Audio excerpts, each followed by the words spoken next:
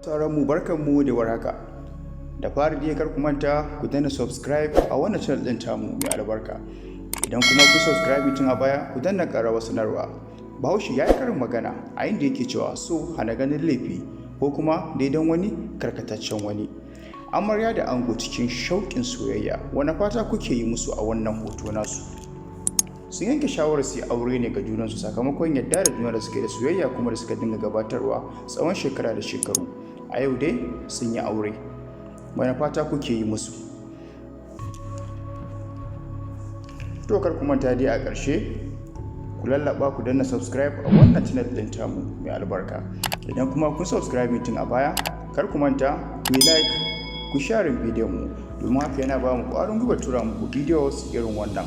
Mun gode, Allah kuma ya bada zama lafiya amarya da ango.